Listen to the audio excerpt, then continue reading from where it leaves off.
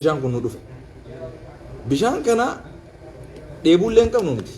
Akkuma bishaan kana garreen immoo gammachuun isaatillee laayivii seenuufillee karoora hin qabnu ture. Haqiiqata. Karoora anaa fi Mustafaan waliin laayivii seenuu karoora hin qabnu ture. Garuu karoora Rabbiitu subhaanahu wa ta'aalaa nu dura Rabbiin subhaanahu waan hunda lafa kaa'ee jira. Gammachuu ifi qabuu dadhabnee hawaasa Oromoo kanaan qooddanna gammachuu teenya.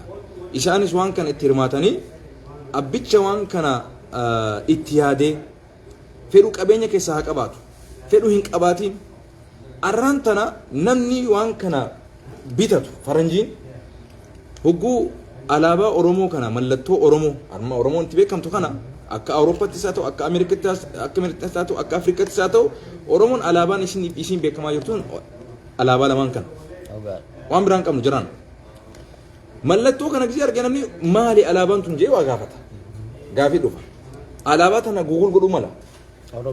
Oromiyaa jira as keessa alaabaa ramas barruu Oromiyaa jira laal barruu Oromiyaa jira. Maal bara kana keessatti Oromoon uummata akkamii? Oromoon aadaa akkam qabdi? Oromoon hawaasa akkamii? Eessarraa dhufe? Dhaloota akkamii? Uummanni kun uummata akkamii? Uummata miidhaa qabu moo? Uummata rakkoo qabu moo? Eenyummaa keenya addunyaalleen baruu eegalte jechuudha. Kun amma qabsoo mataa isaaf danda'e. Ergaa mataa isaaf danda'e. Qabsoo sagalee lallabanii afaaniin baafatanii osoo hin taanetti qabsoo callisanii hojiidhaan uummata biraa akkas hin beeknellee fira godhattee sagalee ati bakka dhaqqabsiisuu dadhabde uummanni kun akkasii dhaqqaban. Amma bishaan kuni mana fakkeenyaaf mana mootummaa nama aangoo qabu nama waa godhuu danda'u mana isaa seenuu danda'a. Gaafa mallattoo kana arge uummanni kun eenyu maali uummanni kun jedhee uummata miidhamaa jiru moo uummata miidhaa hin qabne uummata gaariidha moo uummata gaarii miti jedhee eenyummaa keenya baruu danda'a jechuudha. Kanaaf wanni kun akka laayyuutti kan laallamne namni kun daldalaaf godhuu baate arraan tana mana nama Oromoo hin beekne mana faranjootaa mana gartee nama afaan Oromoo hin beekne nu naqee jira jechuudha tana. Kanaaf haa ulfaatu namni waan kana itti yaade namni waan kana hojjete dhugumatti ulfaadhu galatoomii jennaani abbaatii hin beeknu haqiiqatan wallaahi wa rabbal kaaba eenyutu waan kana dalage hin beeknu garuu yaadaan beekna garuu akkamiin beektu mee dubbadhu mee akkamiin beekna namni kun firuma keenya ta'a osoo firan taane namni fira keenya hin taane uummanni ollaa keenyaa kun jajjabina haga kanaas hin qaban jechuun hubannoo siyaasaa amma kanaas hin qaban yeroo Oromoo jibban wama hunda walitti qabanii jibban malee tokko keessa jibbanii jaallatan jechaadha. Dhugaa. Abbaan kana hojjete firuma nama waan kana jaallatu hojjete namni waan kana jibbu kana hojjete. Laazim. Kan biraa wanti kana xiqqootti akka addaatti ibsuun kan danda'amu sababa tokkotu jira. Waan bishaan jechuun waan jireenya dhala namaa keessatti yeroo hunda barbaachisaa ta'e. Rabbiin bar waja'alnaa minal maa'i kulla shay'in hayy waanuma hundaa'u bishaan warraa argamsiisne jaabar. Akkas. Addunyummaan tun wanni ittiin gad dhaabbatte saboo parsantii 90 bishaaniin gad dhaabbatte addunyummaan tun. Akka jedhu. Naa. Kanaaf guyyaa guyyaatti waan dhala namaa barbaachisu waan ta'eef guyyaa guyyaatti namni odeeffannoo waan asirra jiru argee dubbisuu danda'a. Fakkeenyaaf uffata yoo fudhanne alaabaan adda bilisummaa Oromoo alaabaan faajjiin kunillee yeroo baay'ee inuma jira. Alaabaan dhuunfaa isaatti inuma jira jechuudha. Amma namni uffatas uffatee inuma bitatee inuma uffata waan alaabaa ofirraa qabu. Garuu yeroo tokko bitama. Yoo xiqqaate namni uffata tokko bitatee yeroo dheeraa qabachuu danda'a jechuudha. Kana garuu har'a keessaa dhuunfaa amma kan biraa barbaadnaa jechuudha. Gaafa dhumnu callisanii ilaalla. Kana keessatti immoo waa gochuu danda'a namni tokko alaabaa kana jalatti waan Oromoon ta'aa jiru. Iskandar jidduudhaan eessatti gurguramoonni kun mee kottu akka namni illee dhaqee bitatuuf. Alaabaa kana. Jechuun kaafuu duraan harkatanii eessa argatuu danda'a? Yaa nu gaafadhu please yoo dandeesse. Maaliif jedhu? Yuyyaa immoo kireeditii guddaa kan ibsa. Mee kottu Ramadaan Yuyyaa. Ramadaan Yuyyaa jaabboo namni waan kana hiraa jiru. Mee dubbadhu Iskandar waa'ee. Kottu. Iskandar jaaniin gaa obboleessa keenya beektan mana nyaataa as jirra faxiiraa barbaadan faxiiraa nyaata dhiiraa koottaa jenna. Fuul barbaadan as jira, hulbata barbaadan as jira. Marqa oni gootan isa. Haniidiin jiran. Marqaas inshallah barbaadan garuu haniida guyyaa jumataa gootanii haniidni guyyaa jumataa jira koottaa irraa nyaadhaa haniida gartee harka waliin nyaatanii barbaadan innaa mi'aasaa jechuudha. Iddoon adreesni bakki itti argamu Franklinii fi 2325 East Franklin Shabeelleedha. Qabeenyi kun qabeenya keessanii Iskandarni beektan nama gartee gahee guddaa qabsoo keenya keessatti qabaachaa ture hiriira keessatti gahee inni taphachaa ture qeerroo akkaataa inni itti waliin hooggananii waliin deemaa turan nama guddaadha. Namni kun nama gahee guddaa qabu qabeenyi isaa qabeenya Oromooti. Gaafa isa gabbistan inni immoo rakkataa keenya bira dhaabbata. Sagalee uummata hin qabneef sagalee taa jira. Koottaa irraa nyaadhaa bira dhaabbadhaa isin jenna. Stoora Shabeellee ni beektan kanaas asumaan supermarket Oromoon qabdu guddaan qabdu keessaa tokko kana Franklin gubaa ka jiru as bitattanii biddeenaas feetan waan barbaadan harkachuu dandeessan asumarraa iddumeegaa bishaan kana namni nuuf fide isa abbaa waan kana duuba jirus ni beeka jeetii yaadamee irraa dubbatu himumaan. Dhugaa dubbachuudhaaf anilleen mee akka qabadu dubbadha abbo akkanatti. Bishaan kun gaa faajjii teenya qaba gubbaarraa akkuma argamu. Qoricha bu'aa akkuma reefuun kan isaanii keenya isheen sagalee isin dhageeni mee ibsetti dhageeffatu. So akkuma inni ibsetti so anilleen dhugaa dubbachuuf eenyu dalageellee hin beeku bishaan kana ammoo namni bishaan kana na fide Ramadaan yookaan Yuuyyaa nama jedhamu nama beekamaa qabsoo Oromoo keessatti illee inillee nama hedduu booyaa ture akka malee rakkachaa waa meeqa nama dalage. So isa saniitu deemee hiiruu jira bishaan kana anillee akkasumatti Mustafaa fi Sheen Naasiriidha. Aboo fuul keessan dhufee waraabu? Kanneefi so akkasii si waraabu fuul qofa waraabu? Umaatimi. Fuul umaatimi. Ayyee. So akkasii so obboleeyyan kiyya namni bishaan kana hojjettan please bishaan kana yoo fiddanillee bareeda. So akka gaariitti nama hundaafuu raabsaa isiniin jeetiitii yaada. Daddafaatiitii nama raabsaa nama biraan gahaa magaalaa biraan gahaa. Jiddumaan kun nooti daawwattoota hordoftoota keenya fuulii fi daabboon isa kana fakkaata jechuudha. Ganama cirii barbaadan Franklinii fi 23 Shabeellee East Taste of Africa jedhama jechuudha. Mana nyaataa Google keessa yoo Taste of Africa neetan kanatti isin baha. Kana qofaa miti mee yeroo takka dhaabbadhaa achirratti iskiriin irra jira. Isiniin agarsiisa kunoo yoo seentus akkana fakkaata laal. Iddoon gaaboo qabeenya Oromootiin East Africa jedha kunoo gatii yoo jini isin agarsiisa fuudhiis faxiiraa si barbaadan kunoo akkana fakkaata kotta kunoo yoonii fi xibsii barbaadaniis yoo qurxummii nyaachuu barbaadaniis kitfoo yoo barbaadaniis ruuzaas yoo barbaadaniis kunoo kafataratis. Maaltu as fide inzil naan jechaa jira warri TikTokii. Ofiisa kadhaabsaadha. Mee dubbadhoo maal hin jedhu?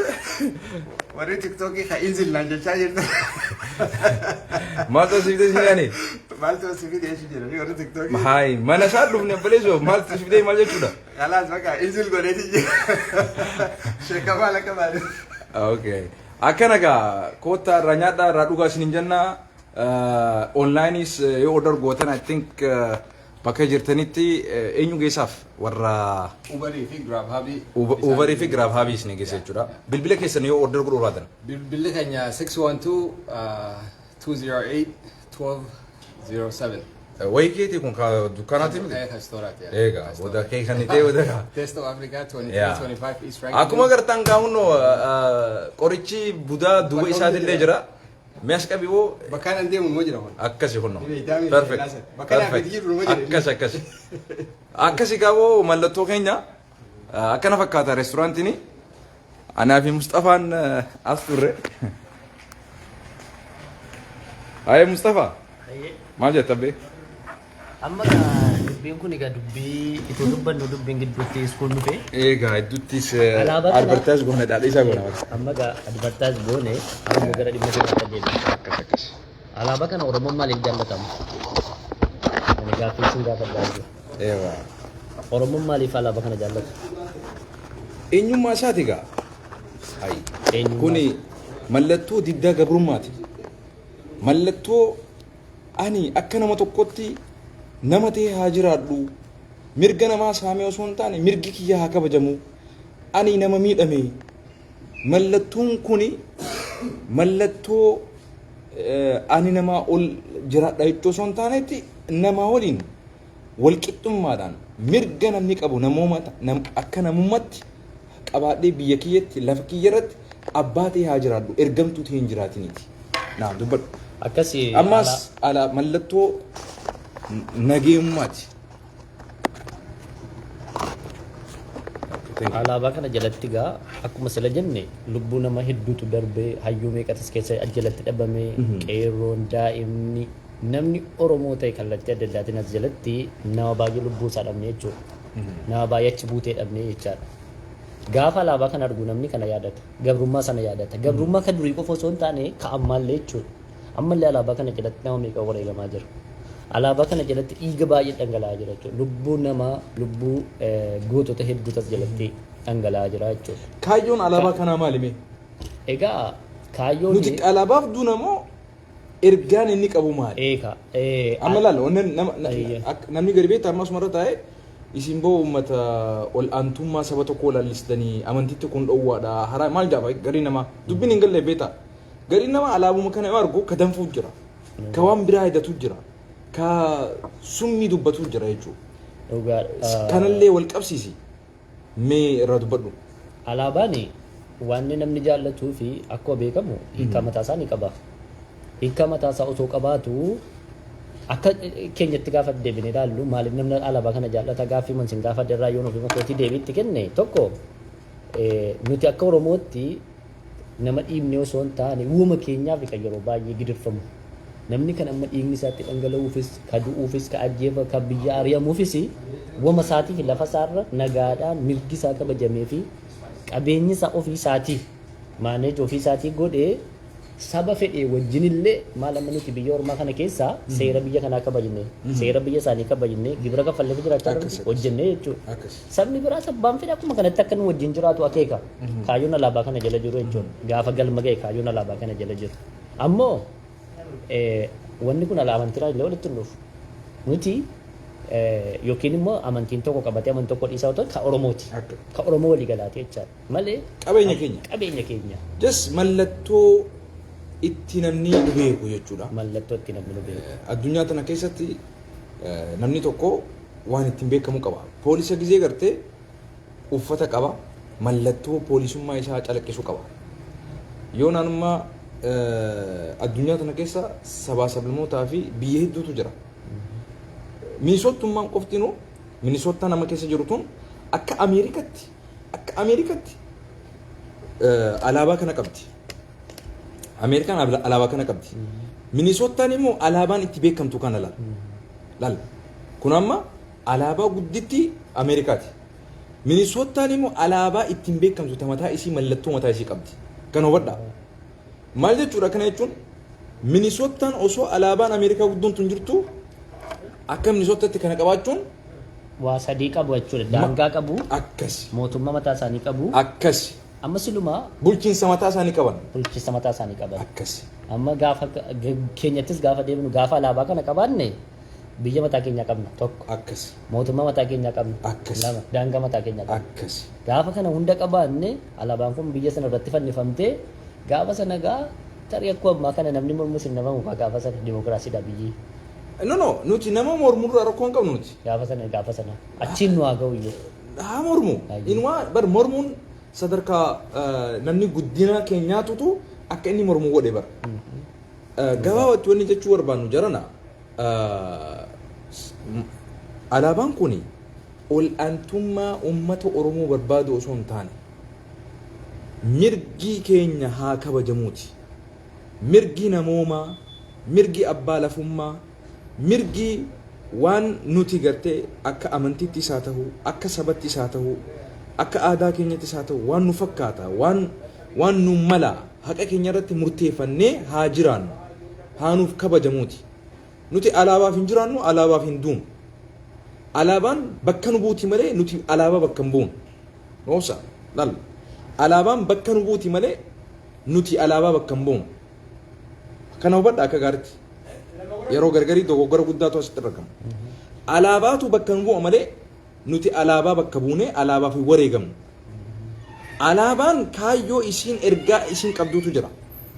Ergaan isii maali? Ummanni Oromoo hin miidhamini. Alaabaa biraa ta ummata miitu. Alaabaa san jalatti ummata mootummaa ta'e, saba ta'e, dhaaba ta'e, ummata nama miidhaa jiru, nama saamaa jiru, nama ajjeesaa jiru. Nuti waliin alaabaa san jalatti hin gaaddiseeffannu. Period. Do you understand this? Do you understand English? We will not join or we will not claim the same flag that they are using, terrorizing, killing innocent people under the shade of that flag. Afaan Ingiliffaatiin yoo shii galee jechuudha. Alaabaa namni, dhaabni, mootummaan, hawaasni takkaa sabni tokko itti alaabaa san jalatti gaaddiseeffatee sabaa sablammoota ittiin ajjeesaa jiru, ittiin saamaa jiru, mirga namaa ittiin sarbaa jiru, dubartii teenya itti gudeedaa jiru, mirga ummataa itti miidhaa jiru waliin alaabaa san hin falmannu. Alaabaa nu fakkaattu, nagaya labsitu, alaabaa bakka nu buutu, alaabaa gaafii teenya keessatti gartee nu fakkaattu san qabannee moo waan keenya jennee katti amane nu kabajamuu qaba. Alaabaa ummata biraa dirqiidhaan immoo dantaadhaaf biyya bulchuulleen alaabaa san qabaate san alaabaa kiyyaa miti. An akkasii naaf dubbadhume. Kabira maaliif alaabaa sana amma fakkeenyaaf alaabaa Minilikii namni keenya yoo argee baay'ee miira keessan galaanuma dabalate. Alaabaa sana yoo arge ammanii baay'ee naara. Maaliif naara? Wanni sun carqiidha. Kan irra jiru kalariidha, halluudha. Akkasi. Waan guddaa ta'eef miti. Garuu maalidha? Hiikoo alaabaadhaaf kennamu akkuma waliigalaatti akkuma biyyaalessaatti yoo laalle wantoota sila jirni sanadha. Biyyi tokko alaabaa kana jala taa'amee hamaa meeqatu hojjetama, gaarii meeqatu hojjetama jechuudha. Namni sun alaabaa sana fannifate. Namni loluma gaafa lolanii naannoo tokko gaafa misoomsanii gaafa bilisoomsanii diinarraa jechuudha alaabaa dhaabbata. Ammoo gaafa lola dhaabanii alaabaa gidduu walii dhaabanii warri wal lolu mataan isaanii alaabaa sana hin qaxxaamuran jechuudha. Kabaja guddaa qaba. Namni alaabaa kana jalatti kan inni akka kabajamuu fi eenyummaa namaatas keessaan ifa. Eenyummaa namaatas keessaanii calaqqisiisuu danda'a jechuudha namni. Fakkeenyaaf hojii nama saniiti. Hojii nama saniiti jechaadha. Amma fakkeenyaaf nuti akka keenyatti akka Oromootti kaayyoon Oromoo, galma Oromoo, akeekni Oromoo alaabaa kana keessa jira guutummaan isaa. Kanaaf alaabaa kana jaallanna malee kalariin diimaanii lamaanii akka kanatti dhaabbatee magariisni kun gidduu jiraate odaan kun jiraate waan addaa ta'eef miti. Hiikaa nuti waliigalleetti kennine. Waliigalleetti kennanne baraa hiikaa sanas. Namni alaabaa kana tolche gaafa alaabaa kana tolchuu diimaa jechuun kana jechuudha kana jedhee tokko lamaan odaa kana maaliif akka kaa'ee beekaa jechuudha. Hiikan itti kenne jala dhaabbanne alaabaa kana kabajna, alaabaa kana jaallanna, alaabaa kanaaf immoo alaabaa kana jalatti immoo du'uunis jira laa. Fakkeenyaaf namni alaabaa kana baatee namni hindu amma biyya keessatti amma alaabaa kana baatee namni nagaan bahu. Maaliif nagaan bahu? Namni suni halluu kana jibbee miti mootummaan nama alaabaa kana baatu irratti harkaansi fudhatu. Eenyummaa nama sana jibbeeti. Eenyummaa nama sana jibbeeti. Rakkina nuti ajjalatti machaa jirru san, gabrummaa ajjala jirtu san, saamicha qabeenya keenya ajjala jirtu san, akkatti jiraachuu dadhabne, akkatti barachuu dadhabe, Oromoon akkatti biyya isaarra nagaan jiraachuu dadhabe sana as keessatti waan arguu fi gaafa alaabaa kana kabajee fi hiika alaabaa kana gaafa bare gaaffii alaabaa kana jala jirtu na gaafata jedhee sodaata mootummaa. Ilaalaale ammaas alaabaa kan wanni balaaleffannu tokko wanni beekuu qabu hawaasni keenya alaabaan kan ol aantummaa amantii tokko, ol aantummaa saba tokko, ol aantummaa siyaasa tokko, ol aantummaa afaan tokko, ol aantummaa olaantummaa gosa tokko, olaantummaa saba tokko, olaantummaa afaan tokko, olaantummaa amantii tokko anaatu sii beeka, ana jala jiraattaa, mirgi kee, yaadni kee, garaagarummaan kee, amantiin kee, bifti kee, sabni kee waan biraa yoo ta'e kiyya addatti ati abbaa lafaatiin miti anaatu abbaa lafaatii jedheetii nu bulfachuu barbaada. Kanaaf alaabaan Oromoo hiikaa jarri kennaniif malee ofirra kaa'an jiru. Faallaa isaati jechuudha. Hiikaa muti jarri kennaniif amantii bakka bu'aa, saba tokko bakka bu'aa, achi keessatti aadaallee tokko calqiisaa jechuudha. Garuu kuni Fakkeenyaaf odaa kana yoo fudhanne odaa kana jalatti abbaa gadaatu taa'ee dhama. Sirnuma gadaa kana yoo fudhanne saba biraa hin dhiibu sirni gadaa. Maal saba biraa guddifachaadhaan wantoota adda addaatiin fuudhe saba ofii godhata. As jalaa burqe. Alaabaa kana jalatti ibsuu hin dandeenya kanas jechuudha. Kanaafuu eenyummaa saba tokkoo kan calaqqeessu qofallee miti kun. Alaabaa kana keessa dimokiraasiitu jira. Alaabaa kana keessa walqixxummaatu jira. Walqixxummaa maali? Walqixxummaa amantiitu jira. Walqixxummaa sabaatu jira. Walqixxummaa qabeenya biyya sanaa walqixxeen fayyadamuun illee kana keessa jira jechuudha. Malee qabeenya ofiitti abbaan fayyadame keessa darbe immoo ormi yoo dhufe gibiruma nu kaffalanii wajjin jiraata malee ormoof keessa baafne jechuu miti. Yoo gara politikaa sana keessa deemnes. Kanaafuu nuti daawwattoota keenya wani jennuuni bishaan kana bakka gartanitti bitadha. Walii galaami gabaabatti. Alaabaa kana jaalladha. Alaabaa kana jaalladhaa fi jibbaa siin jennuuti. Alaabaan kun jaalattuu jibbitu Oromummaa eenyummaa kiyya calaqqisa. Wanti alaabaa kana jalatti yoo badiin dalagamte Oromoodha balleessa. Gaariin alaabaa kana jalatti hojjetamus Oromoodha maqaa ol qaba. Maqaa alaabaa kanaatiinis badiin takka illee akka hojjetamu hin hayyamnu. Maqaa alaabaa kanaatiin kabajaan, walqixxummaan sabaa sabummaa, walqixxummaan aadaa, walqixxummaan namoomaa akka jiraatu kana yoomiyyuu ni dhaammanna ni jabeessifanna. Ammallee deddeebinee akka wanni kun nuuf eegamu hadaraa dhaammanna. Hadaraa akkuma jarri alaabaa tokko jalatti sabni hundi haa galu jettee amantiin hundi haa galu jettee wal'aantummaa amantii tokko qofa saba tokko qofa lallifattutti sanii miti kun sanirraa adda.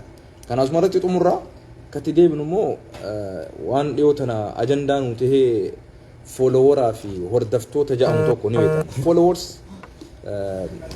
Followera namni 100 qabu, 200 qabu, 300 qabu, 400 qabu jarana dhugaa isinitti himna. Dhugaa walitti himnu mee xiqqoo isinitti agargalu kana Mustafaa. Mee xiqqoo kana fisiisu. Ni tolfanna eeyyoo asiiki. Mee dhugaa walitti himnu jarana. Siboo dubbiin followeraa takka hordoftoota qabaachuutu namaaf galtee jirti. Wanta qoobadhaa. Namni hordoftoota qabu barra nama dirqama guddaan irra jiru ta'uu beeki. Hordoftoota qabaachuun kee barra waan beekamtiidhaa miti dubbiini. Hojiidha. Dirqama guddaatu sirra jira. Akka namni maatii tokko qabuu fi maatii 2 fi 3 qabu walqixaa miti. Akkuma gartee maatiin bal'achaa deemu, guddachaa deemuun dirqamni keetis hojiin keetis guddachuu qaba jechuudha. Kanaaf namni osoo beekumsan arganne beekamtee argattanii hordoftoota horattan hadaraa rabbii keessan sodaadhaa. Hedduu nama gadduus ni arge hordoftoota dhabnee warra jee taaziyaa ta'a ture jira. Abboleessoo yoo dhugumaan hordoftoota dhabuu keetiif ka yaaddoftu yoo taate rakkoo guddaadha jechuudha. Dubbiin yaa'akii yoo hordoftoonni kun guyyaa qiyaamaa takka ragaas irratti baan takka ragaas baan. رسول ربي عليه الصلاة والسلام يعني ما جي الدال على خير كفاعله جي نمني هوجي غاري تكو هجتو هوجي غاري تلي نما أججو هوجي غاري تلي نما أججو يو سيدوبان أرانتنا نمني وان آتي غاري هجتسن وان هوجي غاري آتي بوست غوتسن وان هوجي غاري آتي دوبتسن نمني تكو خئي سيدوبان هجته namni kumni 200 ka'ate asirratti dhaamsita barsiisee ibsuun yoo si duubaan hojjete mindaa isaan namni kumni 200 rabbi irraa argatan san osoo isaanirraa rabbiin hin fuudhin atiifillee rabbiin sii qooda. Amma fakkeenyaaf Mustafaa ati hordofaa kiyyaa jennu aboo arra salaata fajrii si yaadachiiseetiin asirratti waa'ee salaata fajrii bu'aa isaa yeroodhaan salaatuun darajaa isiin qabdu maxxansa. Ati salaata fajrii kana duraan numa salaatta malee sunnaan salaattu fakkeenyaaf. Salaanni fajrii kun salaata sunnaa qabdi. Raka'aa 2 namni jee Rasuulli sallallahu namni salaata fajrii dura raka'aa 2 salaate. Osoo waan addunyaa keessa jiru walitti qabanii dachii fi samii jidduu jiru walitti qabanii salaata raka'aa 2 inni salaate santu rabbii biratti madaalli irra guddataa jee. Irra miizaana qabaa jee. Osoo waan dachii fi samii keessa jiru makiinaa qabeenya fooqii lakka egaa. Osoo kana fuudhanii madaalli miizaanarra kaayan صلاة ركعة لمان سن ميزان ركعين كم تترى قدامي ربي برد صلاة ركعة لمان فجري سنة بر فجري دورا كأتي صلاة سن تترى ربي برد ترى ركعة بجي رسول الله صلى الله عليه وسلم أترى حديث كان أدقي سيجو أنا تدبر سي برونتي سجلنتي تكافوتونتي مصطفى أتي بورورا نيتا بورو صلاة فجري أصلا سلنا ركعة لما صلاة كبيت صلاة وانسن قودة أتي الرافع أتشو كذب ربين من داسي كان نسن أنا في اللي ناقوريجو وانكم بو أنا مخسر أما بو أقدا يوم أكسم بوست وان هماتوكو موسيقى بدي نما الربسو نما تفتشو سبتوكو الربسو سبتوكو تنيسو سبتوكو فارسو سبتوكو مال قلو وان هنتاني وان ربين هنجالن غسوما غندوما شنيوما جبنا تفي وان هنتاني أشرت متانسي سببا كي ينني كي أول تفتي والأربسي سببا كي ينني توكو نما توكو أربسي سببا كي ينني توكو غساتك شيري أربسي أمنتي نما تبوي بدي أني جلك أبي سنيف الربع أني متانسي سنيف نمني برا كمان تمان يو ديمي أربسي أنا درجل أربسي جلك أبي نما ندوبا نوفي نما أربسوسان كمان تمين كم إبلمان ربي تنغافة دوبا أصلا واللي سوفا أصلا موسيقى تفضلو يون إف ورابي متانسي namni video keessa laalee ittiin bashannan akka kiyyaa ta'uudhaaf namni ifis waraabee akkasumas taasuna duuban yoo dhufe akkasuma laal rabbiin subhaanahu wa ta'ala addunyaa kanatti yoo dura uumu nabi aadam fi hawa uume eegas booda hawaa fi aadam jidduu ilmaan rabbii hedduu uume hedduu kanneef akka irraa dhalatan godhe haabilii fi qaabil jechuudha geesse haabil kuni qaabil ajjeese jaan namni dura addunyaa tana keessatti wal ajjeese isa kana obboleessi isaa ajjeese awwaaluu dadhabe jedhani awwaalus dadhabe hin beekure harraageessaa tokkotti awwaaluu agarsiise jaan maal ta'e mita arra ajjechaan deemu hundinuu addunyaa tana irratti ajjechaan ilma namaa hundinuu ilma aadam ko obboleessa isaa ajjeese san irratti isaatu itti gaafatamummaa qaba rabbii duratti nama ameerikaatti du'e nama Awurooppaatti du'e lola addunyaa irratti deemaa jiru kana nama eega addunyaan dhalatteerraa haga irratti wal ajjeesaa jiru dhiiga gannaqamaa jiru nama du'aa jiru kana hunda namni irraa itti gaafatamu abbaan ajjeesee osoo itti gaafatamummaa qabu badii hamtee hundaafuu obboleessa dura ka obboleessa ajjeesantu rabbii duratti itti gaafatama kanaaf warri feesbuukiitis warri tiktookotis follow irratti waa tokko jenna jedhime dubbitti nama kofalchiisti baay'ee salaamu alaikum ajarar halan dubbiin followeera yeroo baay'ee nama tokko baba tamam alhamdulillah karaa lamaan argata namni followeera namni tokko waa gaarii hojjetee sirriidhuma waa argachuu qabu kan argatu jira fakkeenyaaf politikaa ta'u waan fedhe haa ta'u jechaadha wama sirrii hojjetee followeruma sirrii waan isa madaalu kan argatu jira dhugaa namni tokko immoo namuma arrabsee jechuudha arrabuma qofa nama arrabsee followeera kan argatu jira amma argatu malee namni followeera argatu kun immoo namni baay'een isa hordofa jechuus miti baay'ee namicha irratti arginu qofaatti isa hordofachuu miti achi keessaa kan du'ee jira kan deactivate jira lakkoofsi qabamee mataa an kaleessa xiqqoo maal yaade gaafa follower nama miliyoona lama faa akka Jawaar Muhammad nama miliyoona lama qabu 9,000tti deebi'u nama 9,000 kana qofatu lubbuun jiran se'e akka kanatti tilmaame namoonni sirriitti follower sirrii ta'anii jala deemanii waa inni barreessu irratti comment godhanii react godhanii namoonni hin jiraachuu isaanii active members and non active jennaan warra active members sanatiyyuu 9,000 jedhee yaadeen samboodha active followers and non active followers akka kana jedhee yaadaa ture garuu wanni sun isee deebi'eera dhimma follower kana irratti biyya keenya keessa waa tokko jira silalle kaafne ture dhimma lakkoofsa bilbilaa amma biyya Itoophiyaa sanatti dur lakkoofsa bilbilaa dur mu'amma ammayyuu duwwaa 9,10 duwwaa 9,11 duwwaa 9,12 13 jechaa deema 14 warra Tigree kana 16 warra Dabuubii kana koodiidha akkuma fakkeenyaaf eeriyaa koodii jechuudha akka 612 akkas Amma namni duwwaa 911 qabatu kun akka hayyuutti bee ilaalama. Hayo. Akka hayyuu akka nama qabeenya Namni maal qabu? namni duwwaa 910 duwwaa 911 duwwaa 912 qabu. Hayo. Asadii illee akkuma kana. Aya. Sababni isaa maaliifi